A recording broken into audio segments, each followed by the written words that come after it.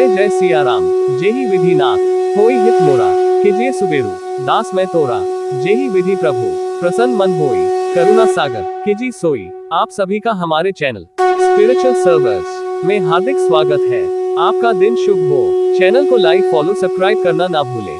सीताराम सीताराम श्री रामायण कथा युद्धकांड भाग 7। सीता के साथ छल। जब रावण के गुप्तचरों ने बताया कि श्री रामचंद्र जी की सेना सुवेल पर्वत पर आकर ठहरी है और उस पर विजय पाना असंभव है, तब वह उद्वेलित हो गया।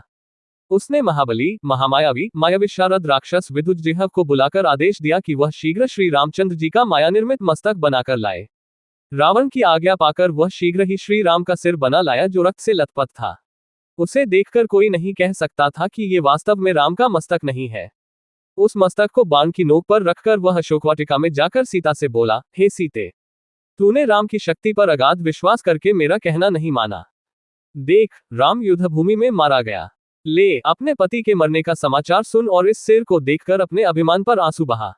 वह अभिमानी वानरों के भरोसे मुझसे युद्ध करने आया था। रात्रि को जब वानर सेना सहित राम और लक्ष्मण दोनों सो रहे थे, तब मेरे सेनापति प्रहस्त ने एक विशाल सेना लेकर उस पर आक्रमण कर दिया और अपने भयंकर हथियारों से मारकाट मचा दी। बहुत सी सेना मारी गई और जो बचे वे प्राण लेकर भाग गए। तब प्रहस्त ने सोते हुए राम के सिर को काट डाला। इस आक्रमण में विभीषण भी मारा गया। तुझे प्राप्त करने के लिए मुझे ऐसा भयंकर संहार करना पड़ा।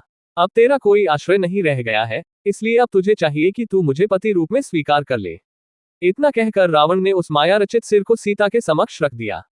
जब सीता ने उन दोनों मस्तकों को देखा जो सब प्रकार से आकृति मुद्रा आदि में राम से मिलता था, तो वह बिलख बिलख कर रो पड़ी और नाना प्रकार से विलाप करती हुई कैकेयी को कोसने लगी है। आज कैकेयी की मनोकामना पूरी हो गई है नागिन, आज तुम्हारी इच्छा पूरी हुई। अब तुम्हारा भरत निष्कंटक होकर राज करेगा। तुमने अपने स्वार्थ के पीछे रघुकुल का नाश कर दिया। इस प्रकार विलाप करती हुई वे मूर्छित होकर पृथ्वी पर गिर पड़ी। जब चेतना लौटी तो वे फिर विलाप करने लगी, है नाथ, ये सब क्या हो गया? आज मैं विधवा हो गई। आप मुझे यहाँ किसके भरोसे पर छोड़ गए? मुझसे ऐसा क्या अपराध हो गया है कि मैं रो रो कर मर रही हूँ और आप चुपचाप देख रहे हैं? मुझसे सांत्वना का एक शब्द भी नहीं कह रहे। ऐसे निर्मोही तो आप कभी नहीं थे। वन चलते समय आपने वचन दिया था कि तेरा साथ कभी नहीं छोड़ूंगा, परंतु आज आप मुझे अकेला छोड़कर चल दिए। आपकी प्रतीक्षा में आंखें बिछाए कौशल्या जब ये समाचार सुनेंगी तो उनकी क्या दशा होगी? कौन उनके आंसू पोंछेगा? है, आज मैं ही आप दोनों की मृत्यु का कारण बन गई।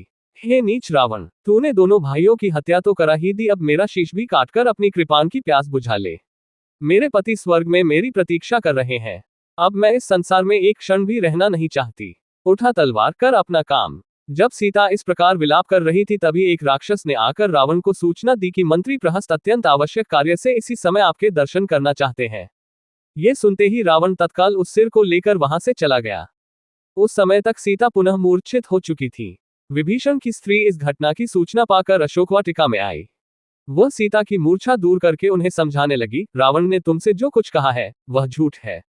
राम न तो मारे गए हैं और न ये दुष्ट उन्हें मार ही सकते हैं। ये सिर माया से बनाया गया है। तुम इसके छल में पढ़कर यह भी भूल गई कि लक्ष्मण दिन रात राघव की सेवा में रहते हैं और वे रात को कभी नहीं सोते। फिर सोते में उनके सिर कैसे काटे जा सकते हैं? तनिक कान लगाकर सुनो। रण की तैयारी करती हुई राक्षस सेना की गर्जना की ध्वनि स्पष्ट सुनाई दे रही है। यदि राम लक्ष्मण वानरों सहित मारे जाते तो फिर ये तैयारी किस लिए होती?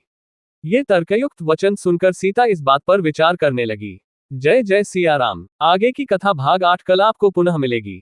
आप सभी का दिन शुभ हो। हमारे चैनल पर बने रहने के लिए लाइक फॉलो और सब्सक्राइब करना ना भूले। जय जय सिया राम।